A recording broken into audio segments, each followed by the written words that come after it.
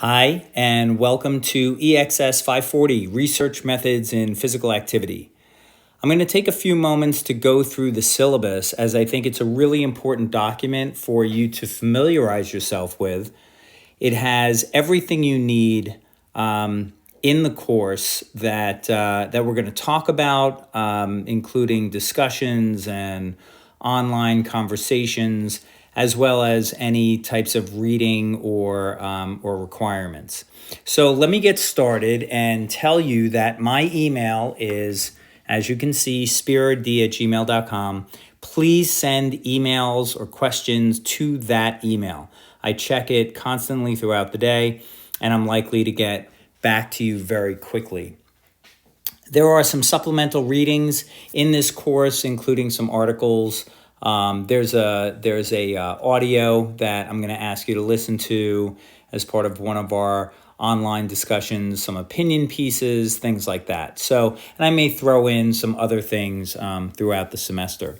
I'm going to let you kind of peruse the course objectives here and the course description, as well as the delivery of the course. Now, one thing I do want you to pay attention to is that there are 12 PowerPoint presentations which coincide with or are aligned with the information that we'll talk about throughout the course. You can click on this YouTube link right here. I believe it is clickable. If it's not, you could just put it in your address bar.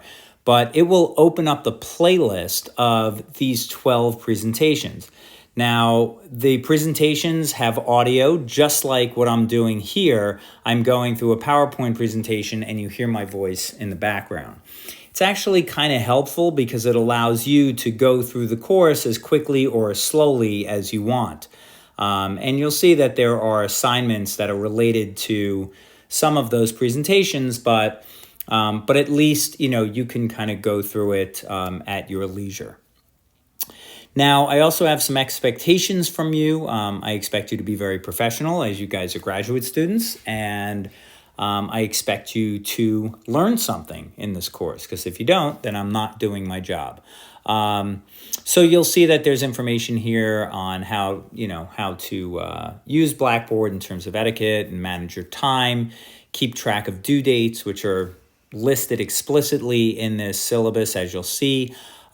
There's also expectations of what your peers expect from you, your classmates, right? So you want to be professional with them as well. And then what you can expect from me as your professor. And we'll talk about that in a little moment. But as far as the online conferences, we're going to be using Google Meet, and this is the link that we're going to use for our conferences. They will take place on Thursdays at 6 p.m. your time, Eastern Standard Time. That will change in November as we change the clocks back, but we'll deal with that when we get to it. And as far as discussions and postings, there will be a few discussions that will be posted where I will ask you to give me a, kind of a thoughtful and a response that requires critical thinking. So not just saying like, hey, yeah, I agree, but a thoughtful comment that's related to what your classmate said or what I have said in the thread, in the discussion thread. You'll see there are also assignments. We'll go over those in a moment. There are 3 quizzes throughout this course at different times during the semester, and you'll see those. Those are equal to 15% of the grade. There's 2 research article critiques. You don't need to worry about those right now, but there is a sort of an explicit description of what a critique might look like later in the syllabus. That's why I said reading the syllabus is really important. There's a midterm and a final exam as well, and here you can see what each component is worth throughout the course. Here is the grading scale for LIU, some information on student support services, on discrimination and harassment and who to call, on academic difficulty if you need maybe tutoring in the course. And I am also here for all of your questions, if need be. Now, the weekly assignments and the class content are listed here, and you can see that the week of September 5th here, week 1, is indicating that this starts on a Monday, so September 5th is this Monday. even though we're not starting, officially till Thursday. But that is how I've kind of laid it out. Now, also, there's a link to a survey I'm going to ask you to take just so I can learn a little bit about you. It's not really anything that's, is earth-shattering, but it gives me an idea of who's in my class, and that's quite helpful. You'll see that week 2, we have a quiz. Assignment 1 is due, which is this assignment. And then we have our first conference. And the topic is misinformation in the age of COVID-19. And we know that, we're through COVID right now, but there are definitely after effects. And that's something that we're going to discuss as it relates to research and as it relates to data.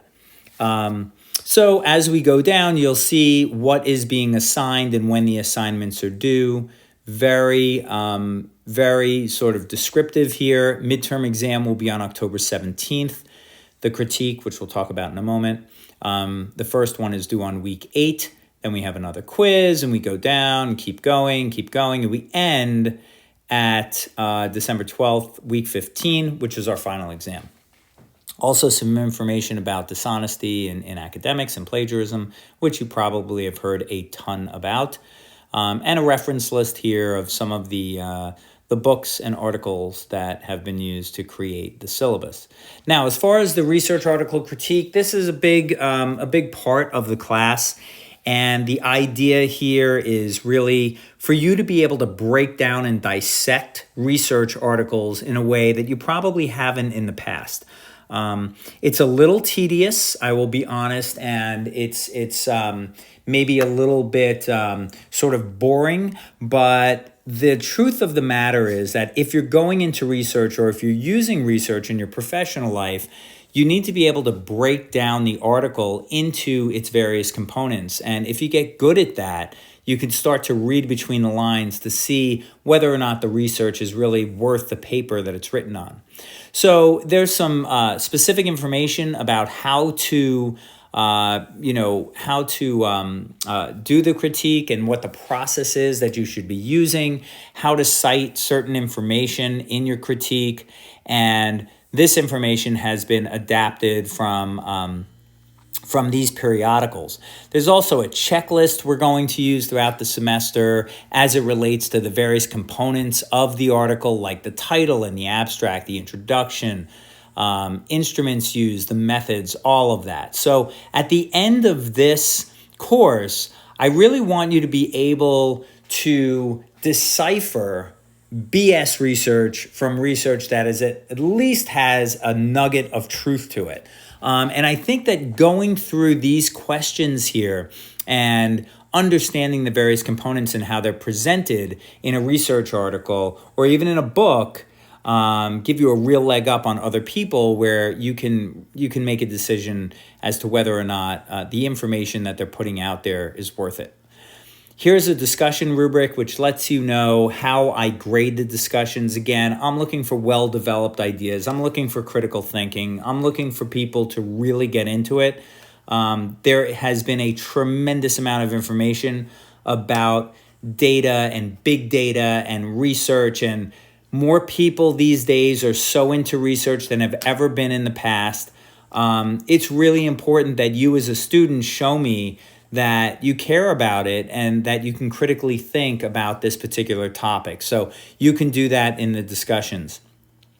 There is also an assignment rubric that I use. Again, I'm looking for well-planned and well-thought-out commentary. I'm not looking for one-sentence answers. I really want you to dig deep and think about how the information that's being presented to you in the assignment may affect you, may affect your family, may affect society in the future. Get as deep as you can. So those are the rubrics. Those are the instruments I use for grading. And even though we're going to be meeting a few times during the semester, I do use a little bit of a rubric for our Zoom conferences or our online conferences. And you'll see that the online conferences here, just to go back for a moment, sorry if I'm making you dizzy, but the online conferences are worth 10%. So if you participate in the call, if you participate in the discussion, you're going to get your 10%. you're going to get your 100 points. So it's not really, a big issue in that way. So that is the syllabus. I don't know why this little 5 is hanging out here, but I think it's because of the way it's formatted. But you don't have to, I don't think you need to pay attention to that. And I did want to reiterate that it's really important that if you have questions that you email me at spirad@gmail.com. There are no stupid questions. There are no, wasteful questions. I mean, all of these questions I'm sure come from a place of either inquiry or some confusion about something that's due or something in the syllabus. I welcome all questions and comments. And if you have an absolute emergency, cannot contact me via email or I'm not responding, you can use my phone number. It's not something that I would like you to use frequently, but if you really need to get in touch with me, you can text to that number. And unless I'm completely incapacitated, I will get back to you that way. So that is research methods in physical activity for this semester. I'm really looking forward to meeting everyone. I believe our first online conference is next week. And thank you so much for listening, and I look forward to a great semester.